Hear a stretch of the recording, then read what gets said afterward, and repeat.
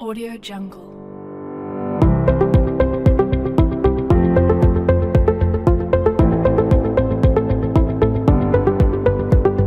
Audio Jungle. Audio Jungle.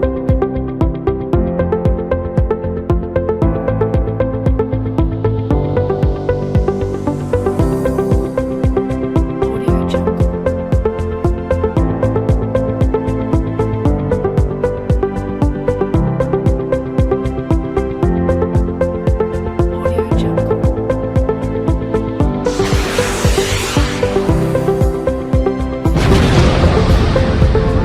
Sebentar lagi kita mulai kuliahnya.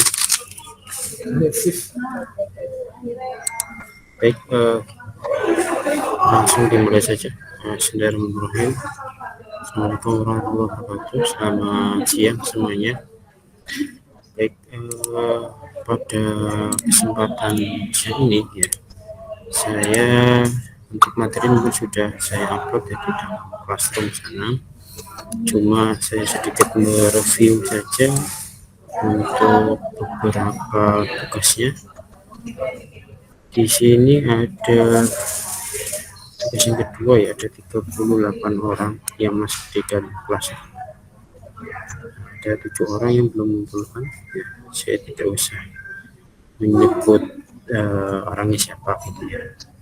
Tapi yang jelas nanti ngikutin aja sebagaimana pas kontrak perkuliahan awal kaitannya dengan tugas itu kan nanti punya nilai cukup lumayan ya, untuk bisa dongkrak nilai di saat memang nilainya jelek seperti itu. Saya ingatkan saja, jadi tugas apapun itu dikumpulkan, walaupun ada beberapa ya cukup banyak juga ya yang terlambat sini ya. Saya tidak tahu kenapa, apa yang menyebabkan terlambat. Saya lihat sebentar.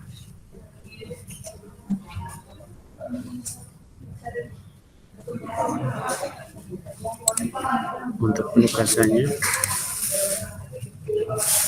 historinya ya tidak masalah ya, artinya yang penting gimana caranya, kalian lebih baik terlambat daripada nggak kumpulkan. Tapi mungkin di next ya, masih ya, next tugas selanjutnya mungkin kalau bisa jangan sampai terlambat seperti itu ya untuk tugas-tugasnya, karena nanti sangkut pautnya dengan pada saat akhir sih sebenarnya gitu ya. Pada saat saya rekap nilainya itu tugas nanti akan sangat mempengaruhi penilaian gitu, atau bisa dikatakan bisa nolong lah ketika memang nilainya. Ini kembali yang oke. Oke, selanjutnya adalah saya masih review ya beberapa penugasan. Saya menyampaikan saja ya kaitannya dengan tadi masalah kontennya. Berarti kalau misalkan tugas saya nggak memberikan kriteria khusus ya, maksudnya ya kriteria khusus itu misalkan harus ketik, tulis tangan dan lain sebagainya, berarti itu dibebaskan ya, mau ketik mau tulis tangan. Cuma untuk penugasan kali ini memang saya mintanya tulis tangan, sehingga ya ditulis tangan saya lihat sudah beberapa mengumpulkan, cuma ada 7 orang dan yang disampaikan yang belum mengumpulkan. Silakan ya, itu pilihan kalian, saya yang bisa memberikan saran saja. Oke, pada malam ya, siang maaf, nanti juga malam, saya akan menyampaikan ya materi kaitannya adalah dengan masih dalam, sebenarnya ini masih di seputaran sekadar seperti itu, artinya belum sampai mengarah ke dalam, masih basic ya, atau boleh dikatakan pendahuluan lah dari komponen utama dari sebuah sekadar. Oke, saya share screen dulu.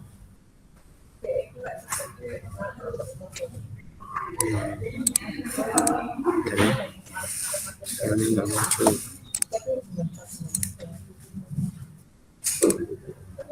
Nah, oke, sudah terlihat slide-nya? Sudah ya. Ya, ini akan bahas kelanjutan dari kemarin, walaupun mungkin juga yang saya sampaikan di sini nanti kurang lebihnya juga yang materi kemarin atau materi yang jadi penugasan juga saya sedikit menyampaikan ya untuk lebih memperjelas saja. Jadi ini adalah merupakan pembahasan berkaitan dengan komponen-komponen utama dari sebuah sistem SCADA, termasuk di dalamnya adalah konfigurasinya itu. Ya, ini khusus pembahasan SCADA pada kali ini adalah khusus untuk aplikasi pada power system atau sistem tenaga, di mana sebagaimana di dalam konfigurasi kemarin dalam SCADA, intinya itu nanti terdapat namanya adalah master station. Ini merupakan pusat pengendali dari semua komponen yang akan diamati atau dimonitoring dan juga dikendalikan. Kemudian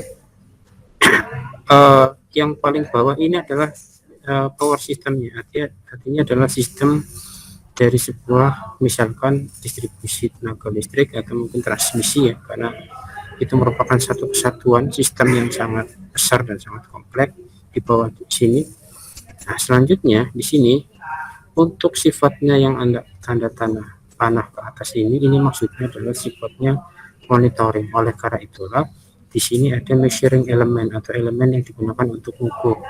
Seperti contohnya adalah sensor arus, sensor tegangan, kemudian perubahan nilai posisinya dan lain sebagainya. Termasuk di sini adalah untuk meter-metering yang terdapat di dalam distribusi, misalkan di dalam jaringan di gardu induk seperti itu ya, tegangannya berapa yang 3 fase, arusnya berapa, frekuensinya berapa, dan lain sebagainya. Nanti akan dibaca oleh sensor atau transducer. Nah, selanjutnya adalah di sini ada konversi, karena kan sinyal dari sensor dan transducer adalah sinyal analog, sementara nanti data-data pengukuran dan status dari masing-masing elemen yang di bawah ini akan diolah oleh komputer, disimpan dalam server. Oleh karena di sini ada converter, atau biasanya yang terkenal mungkin kalian sudah pernah belajar di mikroprosesor dan mikrocontroller yang mata kuliahnya itu ada ADC, analog to digital converter. Berarti ini mengubah sinyal analog menjadi sinyal digital. Kemudian nanti data pengukuran ini yang sudah dibuat dalam digital itu akan ditransmit melalui communication channel atau saluran-saluran komunikasi, di mana media komunikasinya itu nanti banyak ya, bisa pakai kabel serial, bisa pakai Ethernet ya, pakai kabel internet itu, bisa pakai gelombang radio, bisa pakai fiber optik. Selanjutnya data ini nanti akan dipantau, disimpan di dalam master station komputer system. Di sini adalah pusatnya penyimpanan data statusnya, status baik pengukuran maupun status dari masing-masing elemen yang ada di bawah. Selain digunakan untuk mengumpulkan dan monitoring, di dalam master station komputer system itu juga mempunyai wewenang untuk mengendalikan dalam hal ini adalah misalkan memutus atau menghubungkan CD untuk kasus tertentu. Oleh karena itulah di sini tanda panahnya ke bawah, maksudnya adalah operator yang berada dalam master station itu bisa untuk memberikan sebuah sinyal kontrol, sebuah perubahan status dari elemen yang di bawahnya, kontrol elemen yang di bawah. Ya, nanti kontrolnya itu berupa sinyal digital karena menggunakan komputer. Selanjutnya nanti akan dikonversikan dalam bentuk analog, makanya di sini ada digital to analog converter, D/A maksudnya digital to analog converter. Selanjutnya akan menuju ke controller atau aktuator. Controller atau aktuator itu komponen yang berubah dari besaran satu ke besaran yang lain. Contohnya misalkan ada di pemutus ya, di gardu induk itu, atau misalkan cara mudahnya adalah ya saklar lah seperti itu, relay, kontaktor ya, untuk menghubungkan antar masing-masing jaringan tersebut.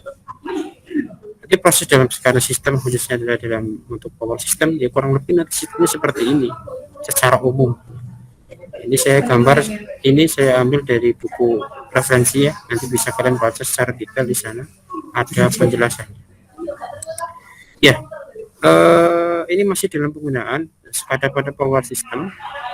Di sini nanti kurang lebih untuk SCADA-nya itu adalah ada SCADA itu sendiri, supervisory control dan data acquisition, kemudian ada substation automation. Substation automation itu berupa gardu induk. Tapi di dalam distribusi kita itu kan terkadang ada jaringan tegangan tinggi dan ekstra tinggi, jaringan tegangan menengah, jaringan tegangan rendah. Masing-masing itu kan punya gardu induk untuk menaikkan maupun menurunkan tegangan. Sebagai contoh, kemarin pada pertemuan awal saya sudah menyampaikan bagaimana menurunkan tegangan dari jaringan ekstra tinggi, dari sutet saluran udara tegangan tinggi yang 150 kV atau 500 kV menjadi tegangan distribusi, yaitu 20 kV misalkan. Nah, nanti di sini ada substation atau dikenal adalah gardu induk. Fungsi nanti dari gardu induk itu nanti adalah, pertama itu adalah untuk distribution automation, maksudnya adalah untuk mengendalikan semua otomasi yang terdapat di dalam gardu induk. Selain itu juga sebagai automation generation control. Automation generation control ini merupakan mekanisme yang sering terdapat di dalam sistem tenaga listrik untuk mengetahui semua kebutuhan beban energi listrik yang dibutuhkan oleh beban dan yang disuplai oleh pembangkit. Nah, sehingga nanti di sini sifatnya adalah untuk energi manajemen sistem, artinya untuk mengetahui kebutuhan energi di dalam suatu jaringan itu berapa dan disuplai dari pembangkit mana saja. Nah, di sini. Dan yang kedua di sini adalah ada disiplin manajemen sistem itu sendiri, artinya lebih kepada sistem manajemen untuk mendistribusikan sistem tenaga listrik tersebut.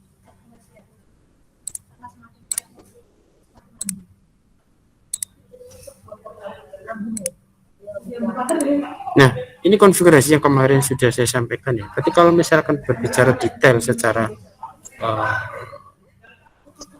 umum berkaitan dengan sistem SCADA itu ada tiga komponen di sini. Empat komponen. Pertama ada di sini ada field equipment. Field equipment itu adalah berupa sensor maupun aktuator. Dalam hal ini adalah misalkan tadi sensor tegangan, sensor arus, dan lain sebagainya. Seperti itu. Kemudian di sini nanti ada kemudian di sini nanti ada namanya RTU. Ya, RTU ini tugasnya adalah fungsinya adalah untuk memproses semua pembacaan sensor maupun kontrol berupa aktuator. RTU ini nanti bisa berupa komputer PC ya, tapi yang jelas bukan PC kayak misalnya desktop itu, tapi khusus PC untuk industrial grade ya, untuk substation punya standarnya sendiri, atau juga berupa AED dalam slide kemarin saya sudah sampaikan ya, Intelligent Electronic Device. Ini berupa device yang fungsinya sama seperti RT. Kemudian nanti hasil semua pengukuran ya itu akan melalui communication channel atau saluran komunikasi ya, bagaimana tadi saya sampaikan, bisa berupa menggunakan serial atau Ethernet, JPIP, bisa gelombang radio ya. Ini sebenarnya yang paling banyak biasanya kalau di sistem distribusi dan transmisi biasanya pakai modem ya, pakai gelombang radio karena jaraknya sangat jauh antar gardu induk, biasanya seperti itu. Atau bisa juga merupakan fiber optik. Kemudian data-data ini akan masuk ke dalam master station yang sebagaimana saya sampaikan, ini pusat pengendali dari semua yang terdapat di dalam field equipment itu sendiri. Ya, ini juga slide kemarin ya, ini sama seperti tadi, cuma untuk RTU-nya misalkan saya ambilkan di sini berupa PLC ya, dan mode komunikasinya pun juga banyak. Di sini pakai pakai model Ethernet ya. Pakai model Ethernet berarti antara RTU-nya ini ada 4, 1, 2, 3, 4. RTU 4 di sini ada tulisannya RTU 4 itu menggunakan komunikasi berupa Ethernet. RTU 1, 2, dan 3 itu komunikasinya berupa gelombang radio. Seperti itu. Dan ini yang dikomponen di sini dikatakan sebagai master terminal unit atau master terminal, sama saja. Pusat pengendalinya adalah di sini.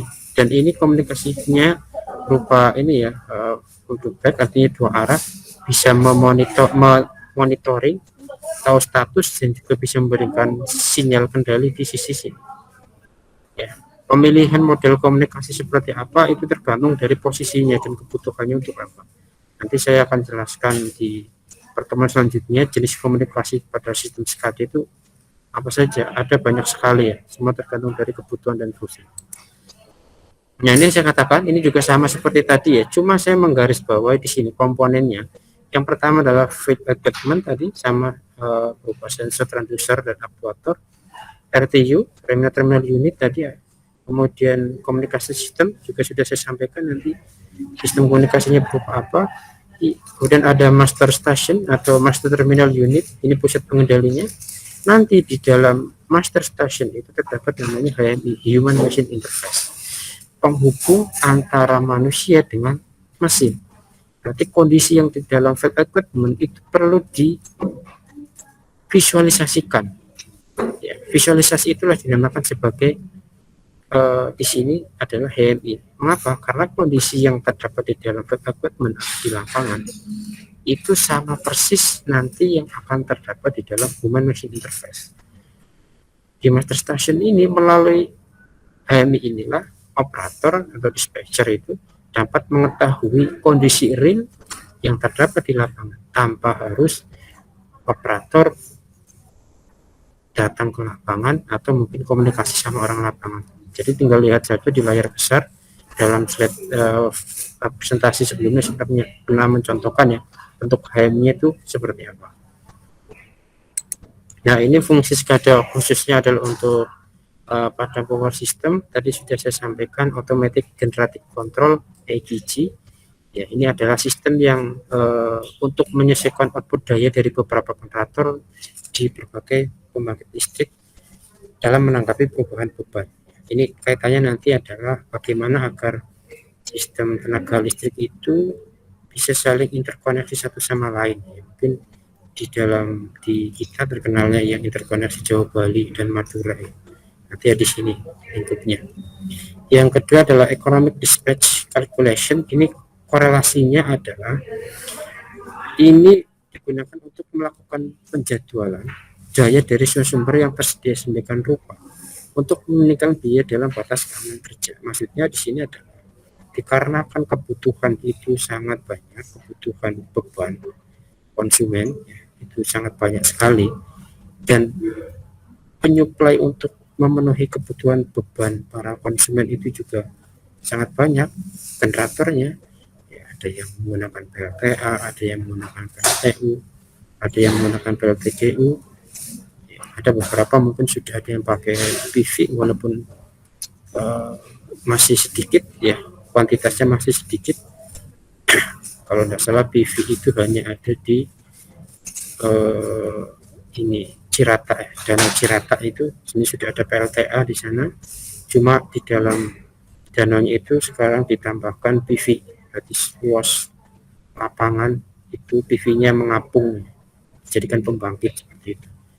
Nah, kemudian selanjutnya adalah fungsinya interchange transaction scheduling. Ini adalah memastikan bahwa energi dan kapasitas yang cukup tersedia untuk memenuhi kebutuhan energi dan kapasitas beban. Dan yang selanjutnya lagi adalah transaction evaluation. Itu digunakan untuk mengevaluasi transaksi ekonomi menggunakan hasil komitmen sebagai kondisi dasar. Artinya bagaimanapun juga proses pembangkitan listrik sampai kepada konsumen itu merupakan sebuah bisnis. Jadi jangan sampai antara daya yang dibangkitkan dengan daya yang sampai konsumen itu mengalami kerugian sangat besar. Kalau loss itu pasti ada, tetapi jangan sampai kerugiannya sangat besar atau justru mungkin daya yang dibangkitkan lebih besar daripada daya yang dikonsumsi oleh konsumen. Ya, selanjutnya adalah unit komitmen. Ini menghasilkan jadwal untuk startup ya, berarti maksudnya di sini adalah startup kaitannya dengan pembangkit ya, kemudian bubar per jam sehingga dapat meminimalkan biaya produksi hingga 1 minggu dan yang ke depan. Ini nanti akan mempermudah dalam prediksi. Short term load forecasting ini menghasilkan beban sistem per jam hingga 1 minggu ke depan dan digunakan sebagai masukan untuk program unit komitmen. Ini adalah fungsinya untuk forecasting atau untuk memprediksi berkaitan dengan beban ke depan. Misalkan pada saat waktu tertentu beban ke depan itu berapa ya. Kalau misalkan tidak ada sistem SCADA itu tidak bisa di forecasting berkaitan dengan kebutuhan prediksi beban ke depan itu berapa. Selanjutnya adalah hydrothermal coordination. Ini maksudnya adalah dikarenakan pembangkit itu sangat banyak, di satu sisi pembangkit kan juga perlu ada waktu untuk maintenance, overhaul, pergantian misalkan pembangkitnya ya. Oleh karena itulah melalui data dari SCADA itu nanti dapat dijadwalkan dengan kebutuhan beban seperti ini akan dipasok dari pembangkit mana saja, dan bagaimana misalkan kalau pembangkit satu itu mengalami tadi dijadwalkan untuk overhaul, dari mana dayanya itu akan diperoleh, dialihkan dari mana. Nah, ini selanjutnya fungsi SCADA tapi untuk yang sistem transmisi ya. Yang jelas adalah networking configuration atau konfigurasi jaringan. Ini di dalam jaringan transmisi kan ada banyak, ada loop, ada spindle dan lain sebagainya seperti itu. Kondisi status CP, status parameter variabel-variabel yang terdapat di dalam jaringan tersebut itu nanti menentukan produktivitas dari sebuah sistem transmisi, sehingga nanti kaitan dengan monitoring status CP dan berapa energi yang terdapat di dalam jaringan tersebut. Yang kedua adalah state estimation, atau digunakan untuk mengestimasi nilai state yang didapat dalam sistem tenaga, misalkan tegangan, arus, kemudian cosv, kemudian frekuensinya berapa, beban berapa, dan lain sebagainya. Contingency analysis ini adalah tujuannya adalah untuk mensimulasikan jikalau misalkan terdapat kerusakan pada jaringan tertentu itu bisa disimulasikan ya. Kalau misalkan kerusakan di jaringan tertentu itu nanti efeknya seperti apa. Nah, dengan hasil simulasi itulah nanti bisa digunakan antisipasi misalkan kejadian ini benar-benar terjadi. Yang kedua adalah reverse balance power flow. Nah, ini nanti akan memberikan informasi berkaitan dengan variabel-variabel tegangan berkait di dalam jaringan transmisi. Yang ketiga adalah optimal power flow, itu nanti tujuannya adalah untuk mengoptimalkan operasional transmisi tenaga listrik. Optimalnya dalam hal apa? Misalkan berupa cost, biaya produksi, atau loss ya, untuk meminimalisir dari rugi-rugi dan sebagainya. Nah, ini untuk distribusi, ini banyak sekali ya, nanti akan kita bahas di sini, bisa untuk identifikasi fault, kerusakan, isolation, dan service restoration.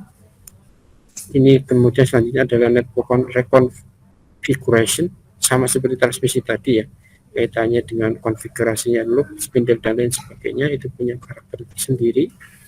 Kemudian ada load management, demand response, ini kaitannya adalah untuk mengetahui kebutuhan antara demand di dalam konsumen dengan supply yang disiapkan pada proses distribusi.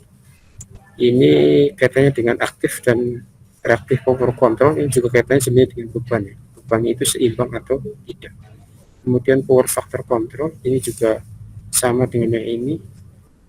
Dan selanjutnya short term load forecasting, ini juga berlaku untuk fungsi pada saat di dalam sistem distribusi tenaga listrik dan lain sebagainya. Ini three-phase unbalanced power flow, ini ketika sistem 3 fase mengalami ketidakseimbangan beban di masing-masing pasnya seperti apa, yaitu nanti dalam sistem SCADA bisa mengetahui ketidakseimbangan di jaringan tertentu. Kemudian ini adalah yang ketiga terakhir ini ya, interface the customer information system, ini kaitannya dengan nanti informasi yang berkaitan dengan tipikal customer yang terdapat di dalam jaringan ini seperti apa, karena kan di dalam jaringan distribusi itu kan nanti langsung menuju kepada konsumen ya, apakah memang punya karakteristik informasi itu menunjukkan karakteristik bebannya beban rumah tangga atau beban industri. Interface to Geographical Information System, di dalam HMI itu kan tercantum visualisasi dari jaringan distribusi itu sendiri dan di dalamnya juga input dengan sistem geografikal, misalkan geografikalnya apakah di pegunungan atau mungkin di perkotaan dan lain sebagainya, karena informasi yang terdapat di dalam HMI itu merepresentasikan kondisi sebenarnya di dalam kenyataan. Yang ketiga adalah trouble call management. Ini kaitannya misalkan terdapat trouble atau permasalahan di lapangan. Ya, mungkin saya sudah menyampaikan kemarin, misalkan di jaringan tertentu mengalami trouble berupa ada pohon yang tumbang. Ya, ini nanti melalui HMI dalam SCADA itu bisa terlihat kondisi tersebut. Ada aliran daya yang terputus di titik ini, sehingga nanti dari operator harus menggunakan reaksi apa. Kemudian dari informasi tersebut itu harus menginformasikan kepada tenaga-tenaga lapangan untuk memberikan informasi agar segera memperbaiki kerusakan tersebut. Ya, itu mungkin sedikit dari saya kaitannya dengan komponen-komponen dari SCADA. Kurang lebihnya nanti